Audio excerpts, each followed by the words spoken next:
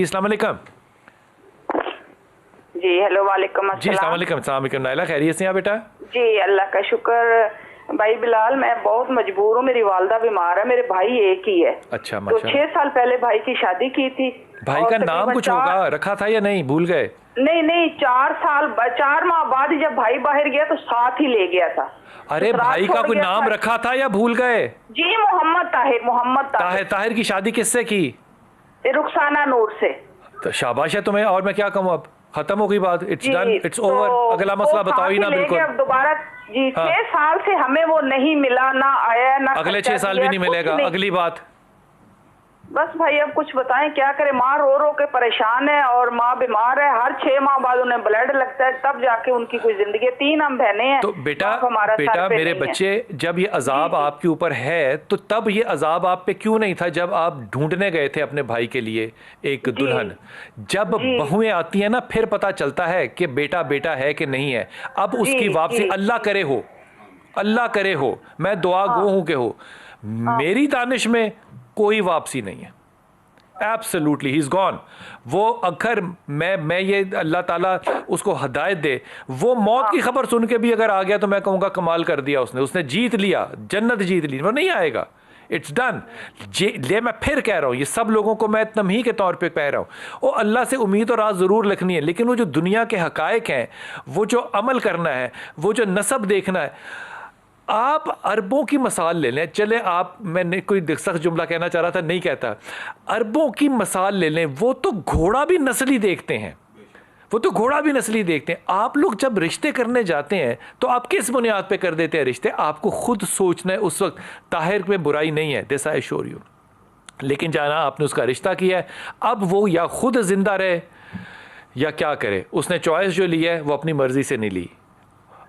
अब मैं क्या कह सकता हूँ, इसलिए अपनी माँ से कहना और ख़ुद भी जो पढ़ना है वो बताएंगे हशाम भाई। बिलाल भाई, पहली बात, जो माँ की बीमारी है ना, उसके लिए इनको चाहिए कि सूरत फातिहा 41 मरतबा पढ़ा करें हर नमाज।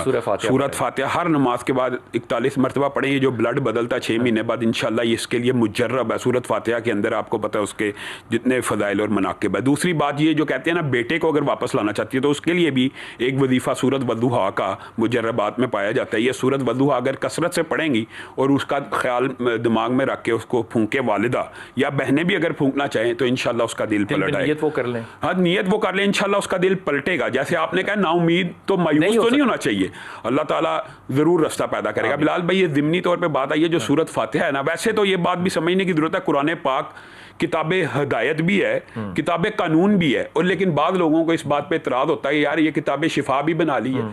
तो ये हमने नहीं बनाई, ये अल्लाह ताला ने नाज़िल किया कि अल्लाह ताला ने कहा कि ये मोमिनीन के लिए हदायत भी है और शिफा भी है। पता मेरी तरह के कौन मिनल कुरान मा हुआ शिफा को आप शिफा भी बना ली। मेरी तरह के लोग होते हैं ना, जिन्होंने ना पढ़ा होता है ना लिखा होता है, ना अरबी जानते हैं, ना लेना ना देना, तफसीर भी अपनी खुद कर लेते हैं। वनुनज़्ज़िलु मिनल कुरान मा हुआ शिफा, अल्लाह कह रहा है कि हमने शिफा की किताब नाज़िल की। ये बात भी दुरुस्त है, उनका ये एंगल अगर देखा जाए, वाकई ये सिर्फ शिफा नहीं है, ये मुर्दे बख्शवाने की किताब नहीं है, ये जिंदा की हिदायत के लिए। हम ये समझते हैं कि शायद ये सिर्फ मुर्दे बख्शवाने के लिए, ये जिंदों के लिए किताब कानून है, लेकिन किताब कानून का ये मतलब नहीं है कि इसमें शिफा भी नहीं है, शिफा भी मिलेगी अगर पढ़ेंगे। एक चीज लफ्ज होता है, इसे कहते हैं कॉम्प्रिहेंसिव। जब आप कॉम्प्रिहेंसिव पैराडाइम लेना तो पूरी की पूरी चीज को ले, इसको नुक्तों में और हिस्सों में तकसीम नहीं कर सकते। बिल्कुल देखें, अब ये जो आपने बात की है ना, इसका एक और आर्ग्यूमेंट भी पेश किया जाता है, ये जी मौलवियों ने इसे किताब सवाब बना दी है, हमने सवाब भी है, सवाब भी है। अब ये देखिए, अब फिर आगे से ये आर्गुमेंट पेश करते हैं। एक और बात, अब बात आई है ज़िमनी तौर पे, वो कहते हैं जी उसको सवाब मिलना जिसको समझ आ रही है।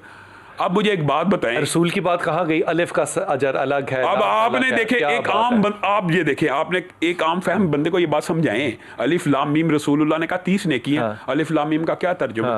जब तर्जुमा ही मालूम नहीं है, उसको पढ़ने का भी अगर 30 नेकियों का सवाब है तो हाली पढ़ने का भी सवाब है। मैं शाम भाई की बात को ना आगे बढ़ा रहा हूँ और बगैर इनकी तरफ देखें, मैं कहता हूँ कुरान का सोचना, कुरान का देखना, उसको छूना जब अजर है, समझना चाहिए, ये नहीं इसकी बात का समझना चाहिए, लेकिन जो अदब और एहतराम और निस्बत है, कौले खुदा, कलामुल्लाह, अल्लाह कह रहा है, अल्लाह कह रहा है। आप इस बात को अगर छोटा समझेंगे तो फिर इस तरह के जाहिलाना आर्गुमेंट्स आपके बिल्ड हो सकते हैं।